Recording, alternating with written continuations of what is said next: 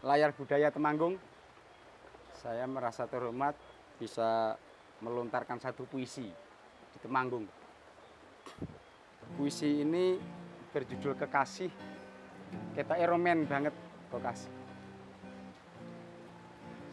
Saya ingin bertanya dulu, selama semua orang lah yang sudah punya pacar, punya kekasih, ada enggak yang tidak merindukan peluk, cium, atau bahkan jumbuan?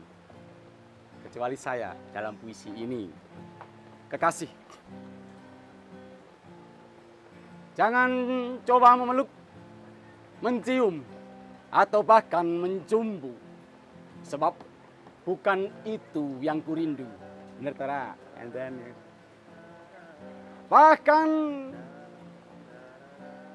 sudah terlupa betapa bergairahnya kau tenggelamkan segala duka, hingga desahmu tercatat sebagai berita. Ayo Beb, ayo hajar. Kekasih, aduh Beb, ayo. Rasakan kegelisahan bersama angin panasnya menerobosi rongga-rongga jendela.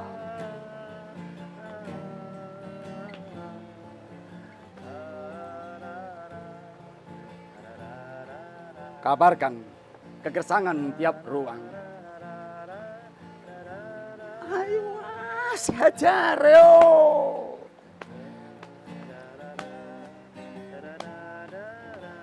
Sedari fajar menjelang senja, gemuruh angin tak pernah reda. Kabarkan aroma anyir dari tiap ruang. Pepohonan tumbang dirajang para penebang, tebing-tebing amblas digilas para penambang. Eskavator dan trekker meraung angkuh, mengeruk tebing-tebing batu hingga luruh. Kekasih, ayo Beb, ayo.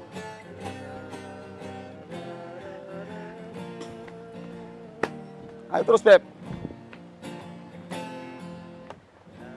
Kekasih, senja mulai merambat menuju fajarnya. Sebab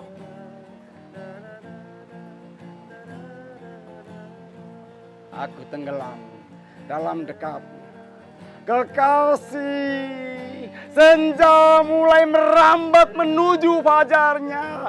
Buang segala bujuk rayu penuh nafsu, sebab bukan itu yang kurindu. Ayo Beb, jangan ragu Beb, hajar. Lihat, laut semakin panas bergolak. Panasnya mengangkasa, anguskan segala harapan. Nelayan kelimpangan, lelah tak ada tangkapan. Petani menjerit tanpa suara, tanahnya berubah menjadi telaga. Penambang congkak melenggang, tinggalkan luka di tanah menggersang. Kekasih, jangan dulu menghilang meski tak bertemu dalam satu ranjang. Dengarkan tembang riang dari orang berotak udang. Mengaku menjaga gerbang pulau dan sepadan pantai hilang terbuang. Berkedok investasi, gesit mengejar ambisi. Duri-duri semakin tajam menusuki, menembus hingga jantung dan ulu hati. Kekasih, jangan hadang pedang menghujam. Tubuhku hangat terselimuti pelangi. Indahnya memahat gelombang tiada henti, mengukir batu-batu tanpa ragu, menanam cinta di hutan belantara. Oh, ayo Beb, kekasih, Jangan dulu lucuti bajumu, telanjang tubuhmu bercahaya, silo butakan mata. Sementara catatan ini belum tuntas terbaca. Kekasih, jangan dulu lucuti bajumu, telanjang tubuhmu bercahaya, silo butakan mata. Sementara catatan ini belum tuntas terbaca. Terima kasih, Bebigo. Jumpa lagi di layar budaya. Kita kedatangan dua tamu dari luar kota. Ini Mas Didit Endro S dari Jepara.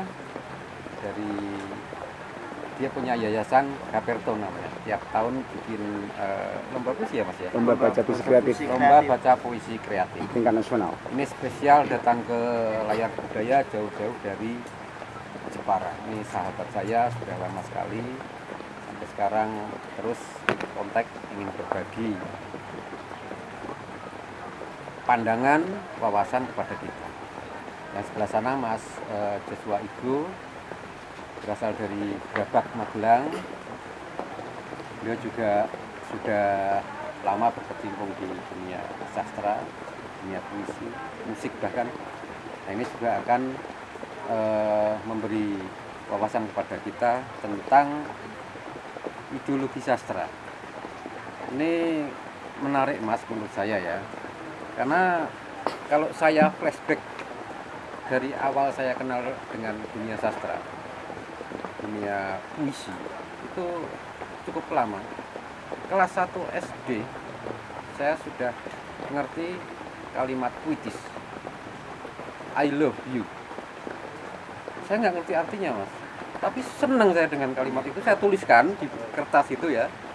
Ketahuan om saya ditanya apa itu artinya. Saya nggak bisa tidak jawab. Diucapkan aja sudah auditif, sudah di telinga. I love you. Sudah menarik. Ya. SMP saya kenal dengan tulisan-tulisan Khalil Gibran, sangat puitis, sangat dalam ya maknanya. Tapi saya juga pernah sebel karena jengkel karena kata cinta.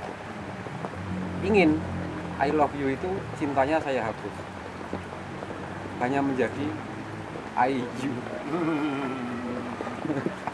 Nah, SMA kenal dengan puisi Sapardi Djoko Damono, kenal dengan karya tulis Gunawan Muhammad, macam-macam ya penulis.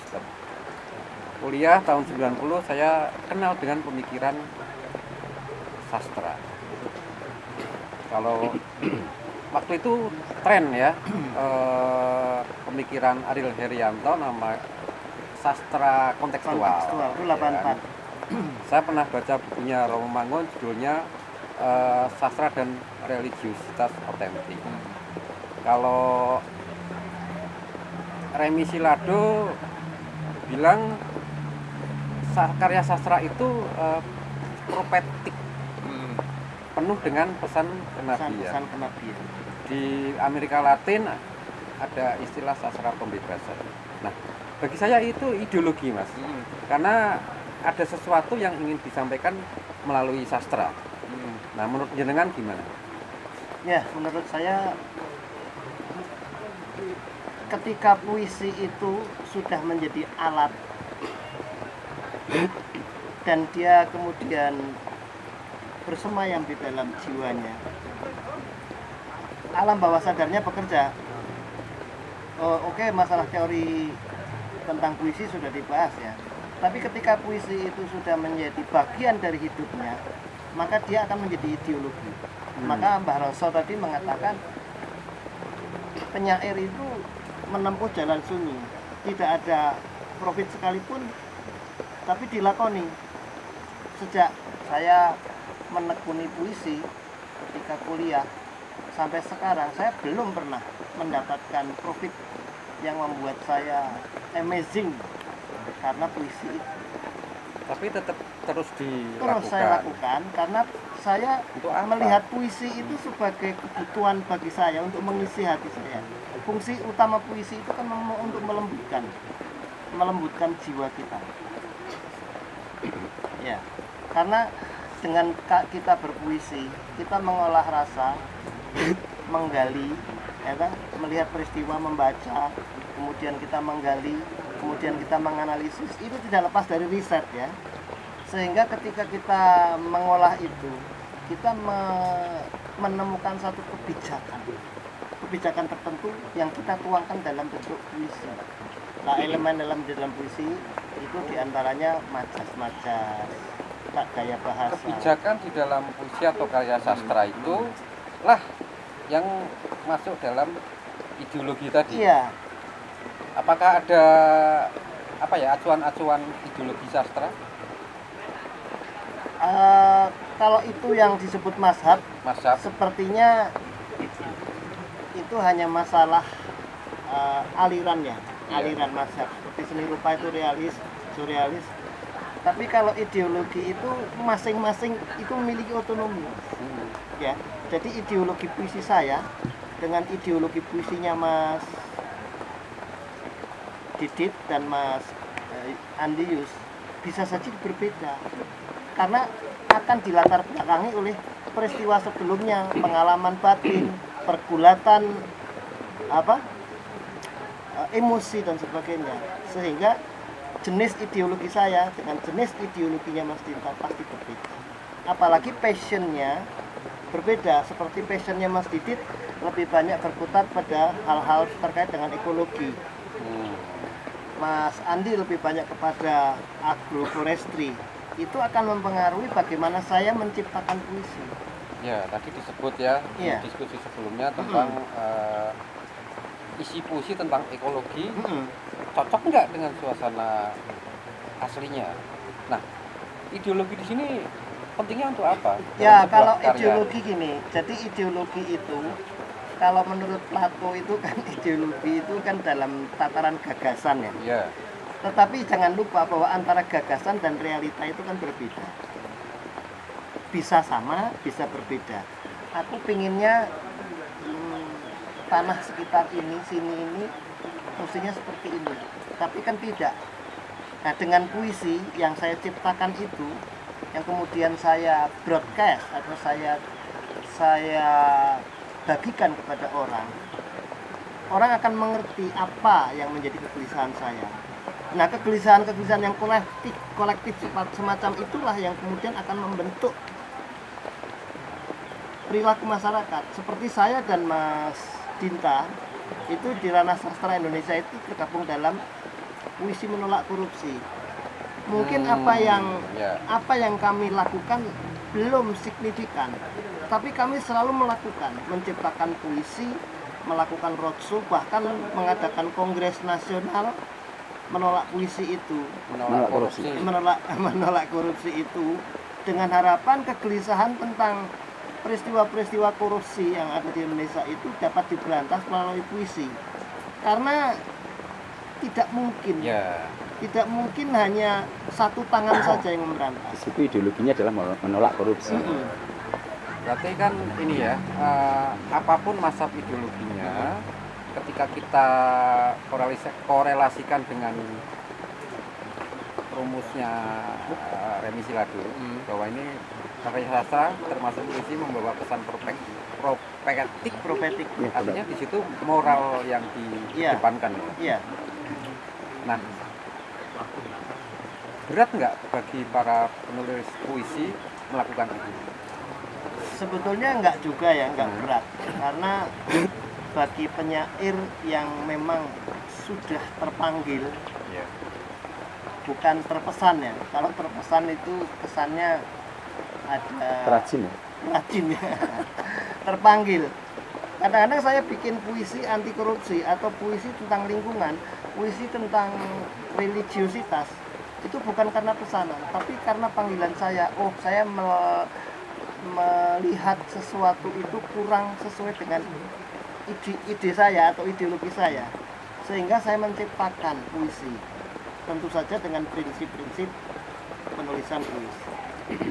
Bisa diartikan bahwa ideologi dalam sastra itu tujuannya untuk menggerakkan, mengubah situasi buruk menjadi lebih baik.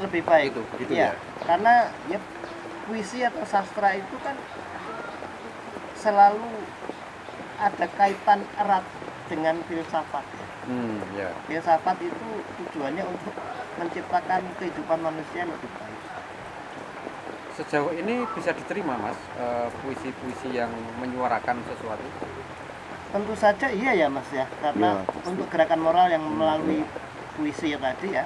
Nah ini nyambung dengan Mas Didit sebetulnya. Ya karena kami bekerja dalam komunitas Karena bersama. Mas Didit nggak hanya sekedar seorang penulis puisi atau penyair atau penggiat sastra, tapi juga penggiat sosial. Ini signifikan nggak?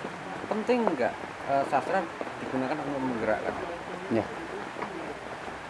Sebelum ke situ, saya perlu penegasan. Ya.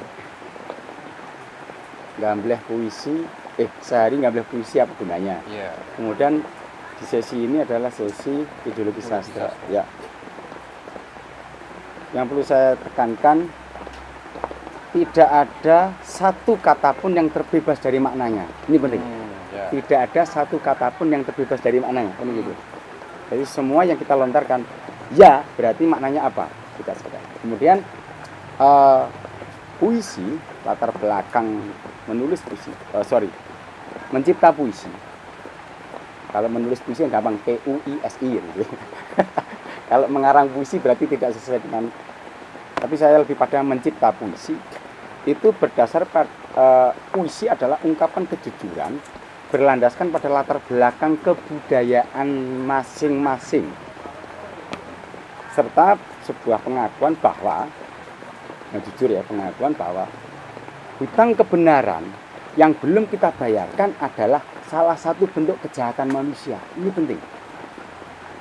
Ini dalam konteks saya mencipta puisi. Jadi ungkapan kejujuran berlandaskan pada latar belakang kebudayaan masing-masing. Jadi satu keluarga pun mungkin beda ya, karena latar belakang kebudayaan yang berbeda. Kemudian kita harus jujur juga mengakui bahwa hutang kebenaran yang belum kita bayarkan itu adalah kejahatan manusia, salah satu bentuk kejahatan manusia. Nah, kaitannya dengan itu sastra menjadi ideologi kesastraan. Sebenarnya sastra sendiri sastra itu kan anak kandung kebudayaan. Kemudian puisi adalah salah satu bentuk karya sastra kan. Nah, sastra itu kan artinya sudah apa ya? Dari Sanskerta kalau nggak salah itu. Bahasa Ya, yang teks yang mengandung ajaran apa gitu ya. Kemudian sas itu sendiri artinya adalah mengajarkan, mengajak, mengarahkan atau instruksi. Tra adalah alat atau sarana. Ini sebenarnya sastra adalah menjadi alat untuk mengarahkan, mengajak atau bahkan instruksi. Ini sebenarnya sudah sangat ya, dekat ini itu maksudnya. nyambung dengan budaya Jawa bahwa karya seni termasuk di dalamnya adalah puisi ya, tuntunan. Orang Jawa kan berprinsip tontonan itu juga tuntunan. Tontonan sekaligus tuntunan.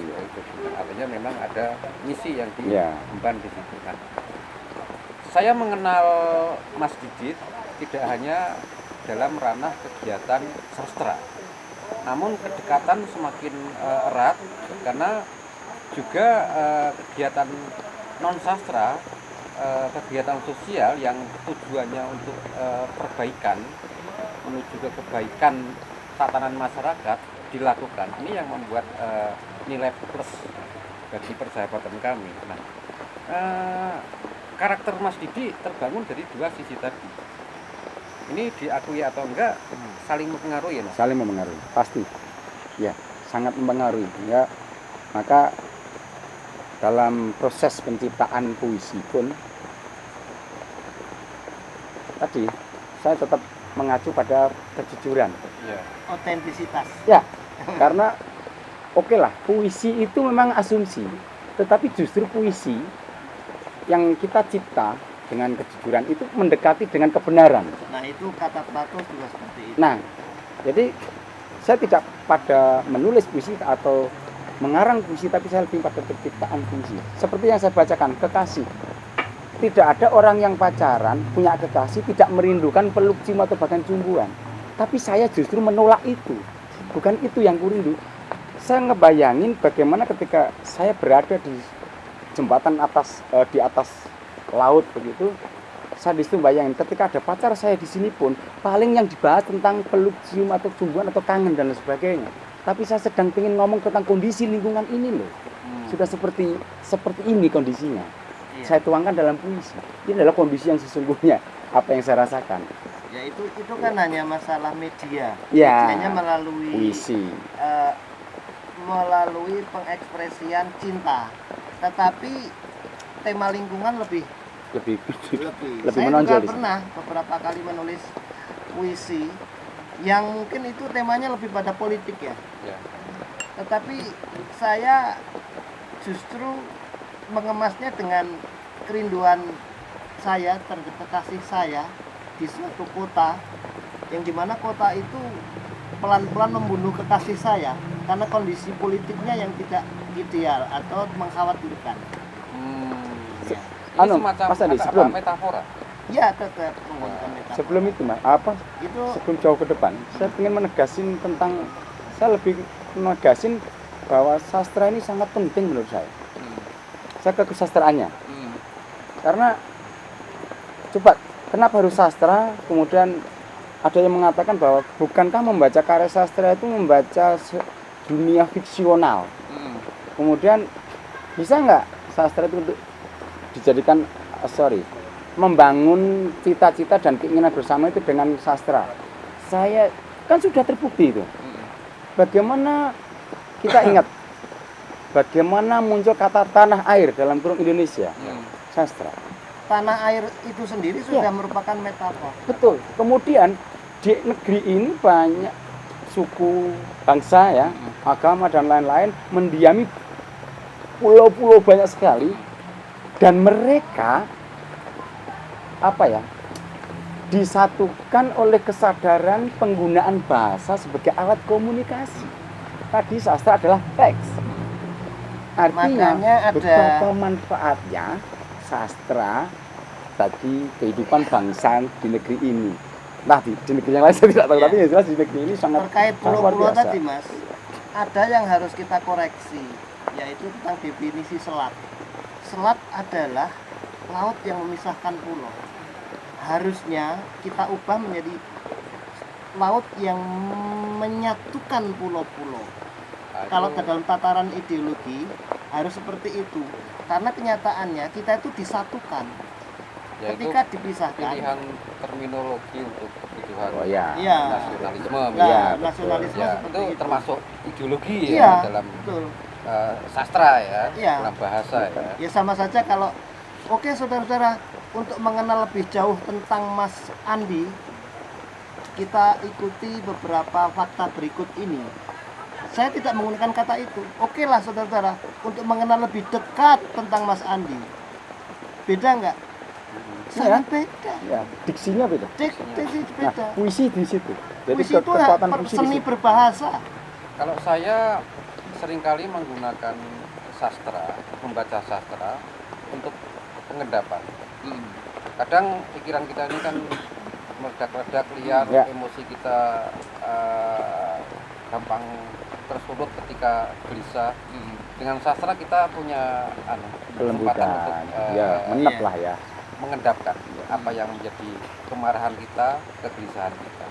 Nah, oleh karenanya sampai sekarang ya saya pribadi memandang sastra adalah tools, alat untuk hidup. Iya. Betul. Nah, Mas, ini kan kita berada di tengah situasi yang tidak menentu ya. Hampir 2 tahun, Maret nanti itu masyarakat dihajar, digigit, diremuk-redamkan oleh pandemi COVID. Kira-kira apa ya kontribusi sastra untuk kembali membangkitkan? Kalau tadi kita bicara sastra yang berdampak, Ya, Mas, itu gini. ada ide, Jadi sastra sendiri kan jalan kesunyian ya. ya, Sebelum pandemi, orang-orang sastra atau tepatnya sastrawan itu sudah biasa bekerja di kamar, sudah biasa bekerja di tempat-tempat sunyi. Jadi sebetulnya tidak ada alasan bagi sastrawan ketika dihadapkan pada PPKM atau PSBB Iya. tidak berkarya.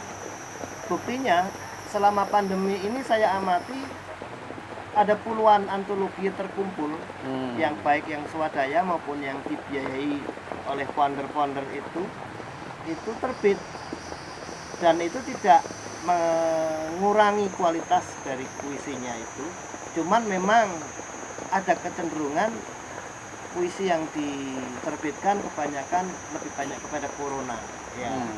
Ya mungkin cara atau gaya pengungkapannya berbeda-beda, tapi kesamaan tema itu yang saya amati. Secara kualitas karya Ya itu lepas dari itu ya, karena tergantung komunitasnya. ya. Kalau komunitas ini kebetulan saya Tapi lihat kualitas sastranya tetap terjaga. terjaga. Oh, itu yang penting kan. Utuh, Ah. kesastraan tetap utuh. Jangan lantas menjadi Alay. alat pelampiasan Alay. terhadap kemarahan situasi. Tetapi gini, jangan salah bahwa orang menulis puisi itu ada banyak tujuan. Marah pun bisa. Enggak, tujuan menulis puisi, ikut antologi, Oh. menulis puisi di surat kabar, itu banyak tujuan, motif. Ada yang sekadar pingin eksis atau aktualisasi diri, ada yang menulis puisi karena akreditasi untuk portofolio karena dia seorang PNS, Ya.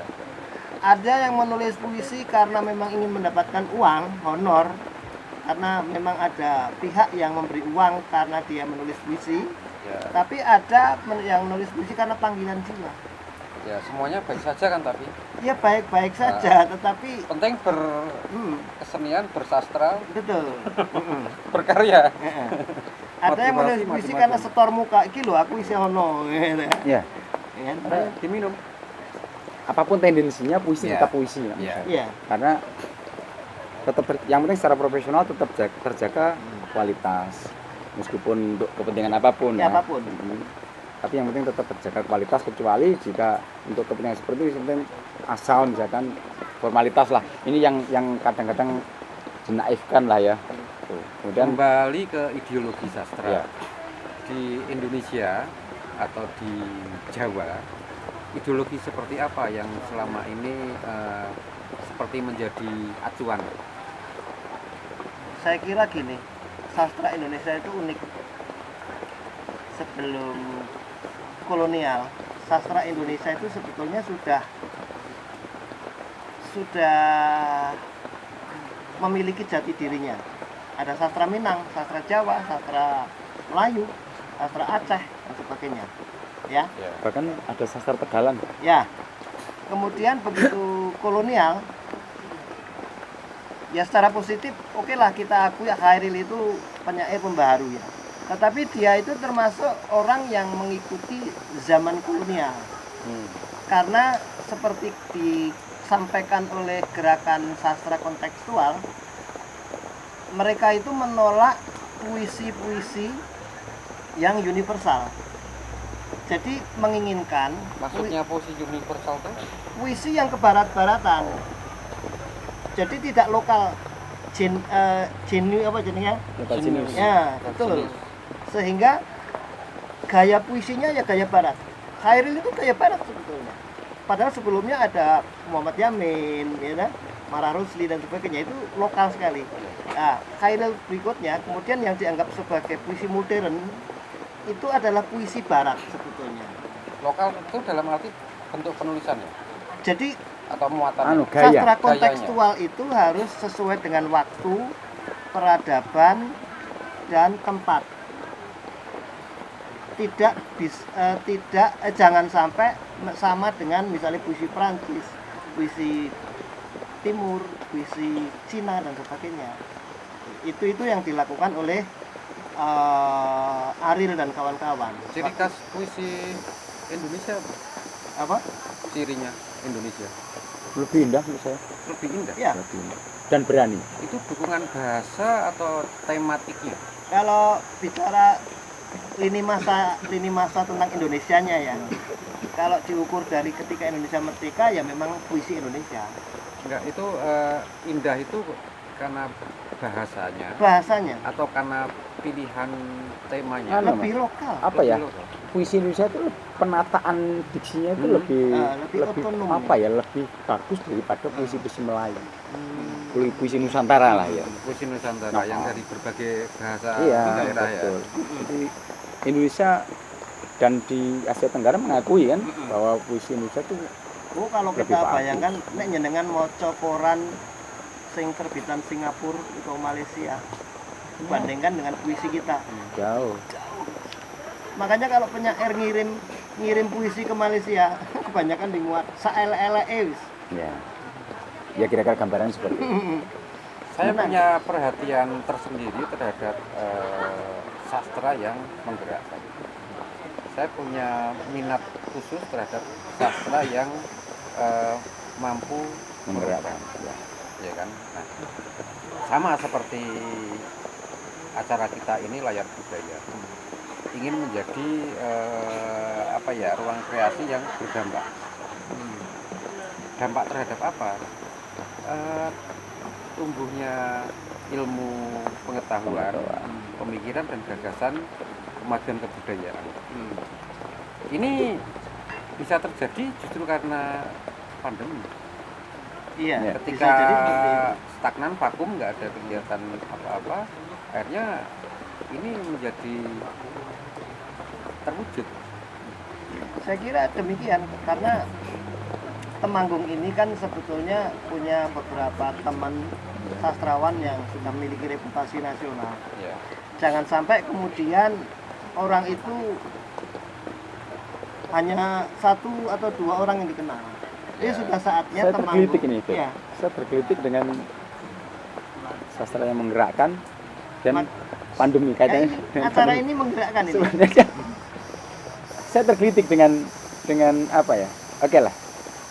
Selama pandemi kegiatan kesastraan saya baik di sanggar saya maupun di luar nggak terpengaruh saya dari sisi pengkaryaan ya. Dari sisi. Kemudian ini harus tegas.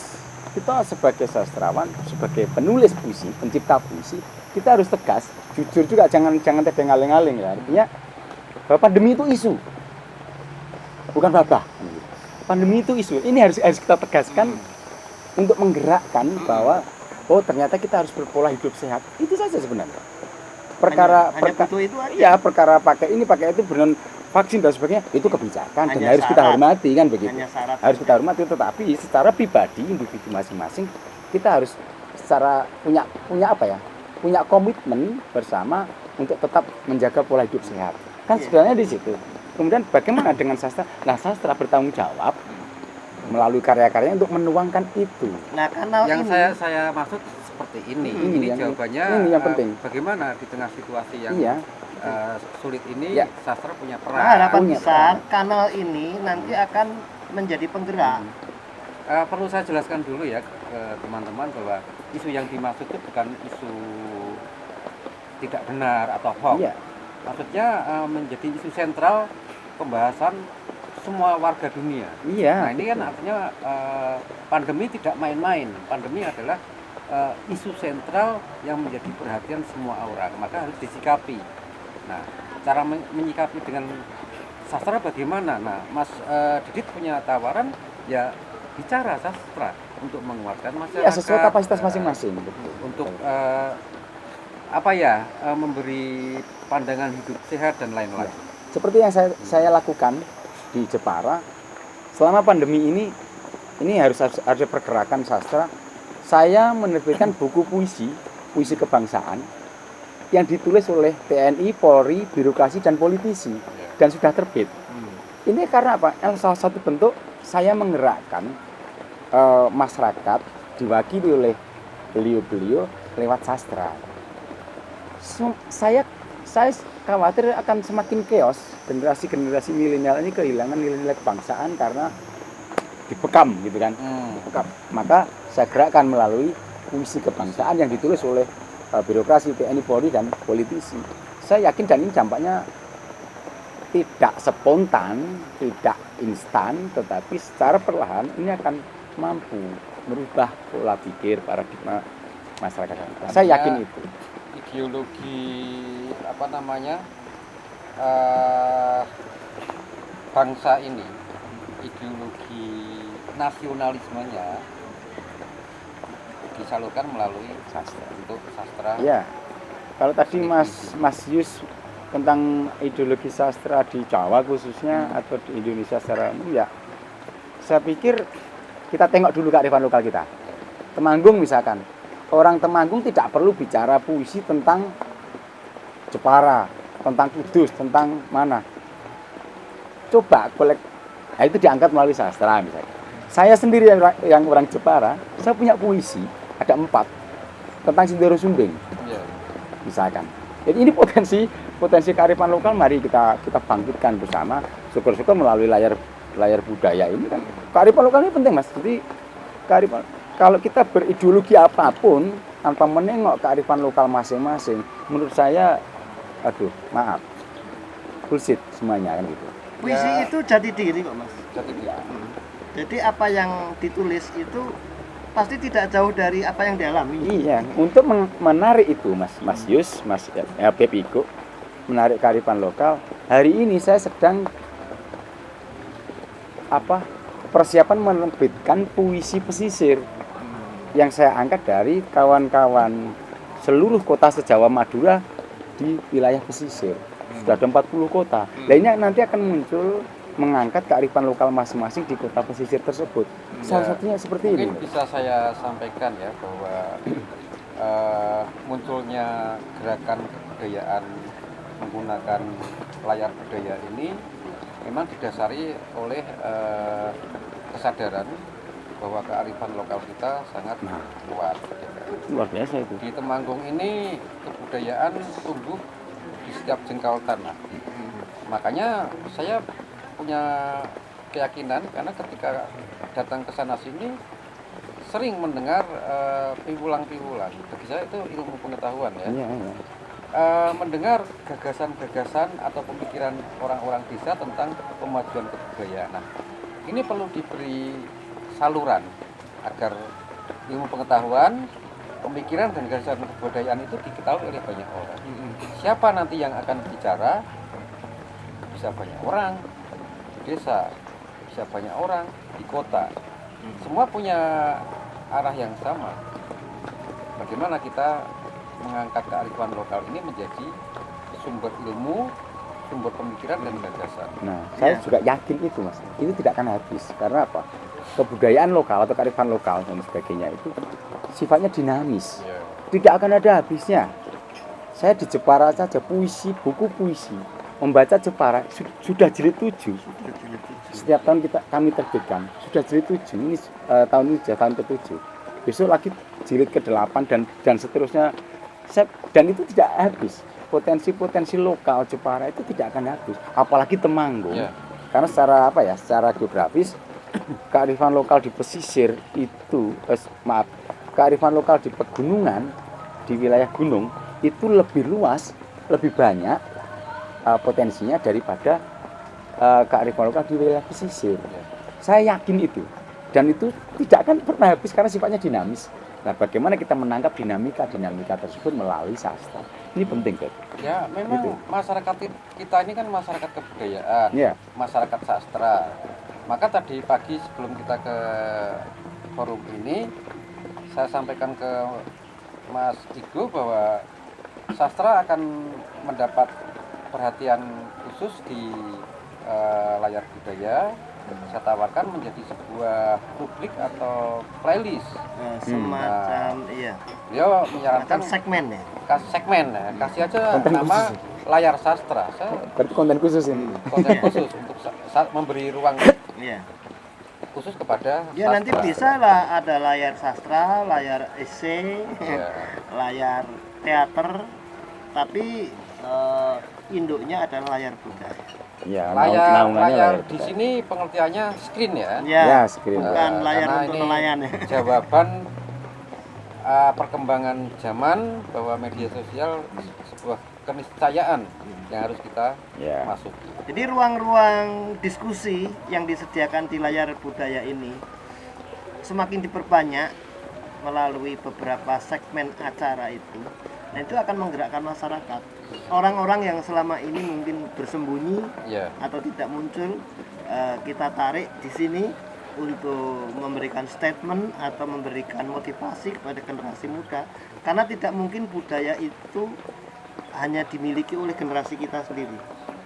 Anak cucu kita harus juga Ya. memiliki dan memegang sebagai pusaka mereka untuk menjalani hidup. Oke, mengenai hal ini, mengenai sastra ini, saya dan teman-teman tim layar budaya membutuhkan bantuan dari Mas Igo, dari Mas Didit, bahkan teman-teman lain di luar Temanggung untuk ayo kita ramaikan Iya. layar budaya, layar sastra dengan konten-konten Dan layar-layar yang lain. ya, dengan konten-konten yang menggerakkan masyarakat. Ya, kalau saya sama Menggerakkan Mas anak Didit muda. itu untuk jaringan penyair sastrawan di se-Indonesia itu saya kira cukup lah. Cukup Nanti ya. kalau jenengan minta siapa, Ya. saya bisa hubungkan, kita rekomendasikan. Nah, misalnya temanya tentang kita misalnya membahas tentang Sapardi. Ya. Siapa sih yang cakap membicarakan tentang Sapardi kita?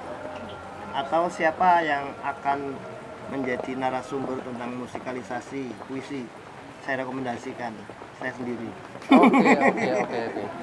Ini sebagai awal dari apa ya? Kira-kira komitmen kita ya untuk membuka ruang Ruang diskusi, ruang perubahan, adu wacana.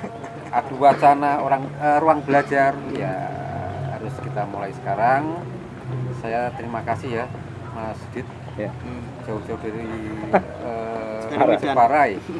Ini Mas Igo dari Medan, Kecamatan Gerabak. Ini kita masih panjang, nanti semakin tajam kita berdiskusi, semakin khusus topik-topik yang kita bahas. Topik-topik yang lebih mengerucut ya. Mengerucut lagi. Karena siapa sih yang akan memberi edukasi kepada generasi ke depan kalau bukan kita-kita yang masih hidup ini. Gitu ya. Oke. Tapi sebelumnya Mas, sebelum di close, saya ingin pesan pada siapapun, jangan merasa tersesat dalam puisi, dalam penciptaan puisi.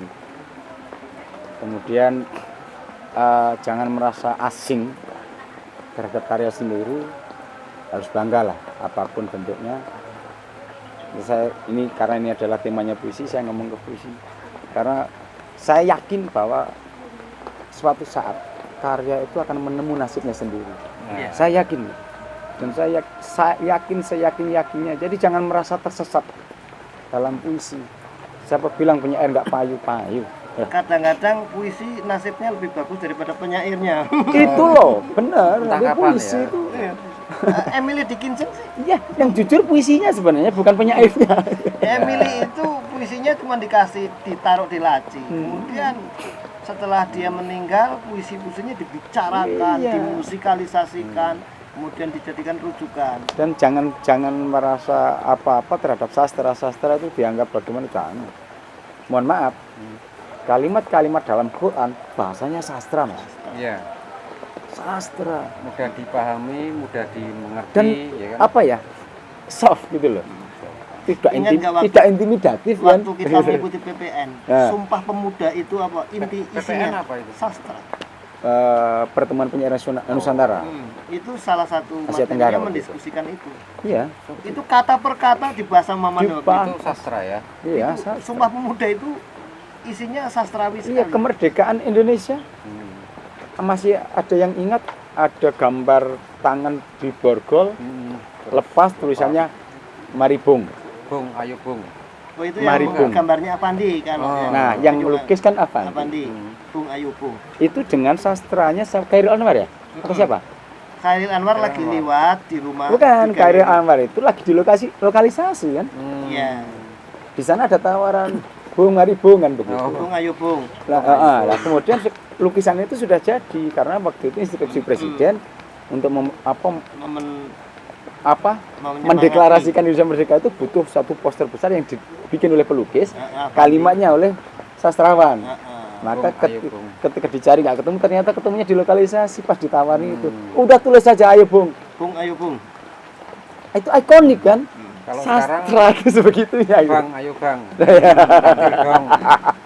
Ya, terima Iya, kasih Mas Igo, Mas Didit. Jumpa kita masih akan berlanjut lagi di segmen-segmen berikutnya. Kita akhiri pertemuan kali ini yang bertopik gambleh. Setengah hari gambleh puisi apa gunanya. Sebelum sesi ini tadi ada sesi belajar kembali teori Sangat berguna berarti puisi. Sangat berguna berarti ya? Sangat berguna. Terima kasih, sampai jumpa lagi.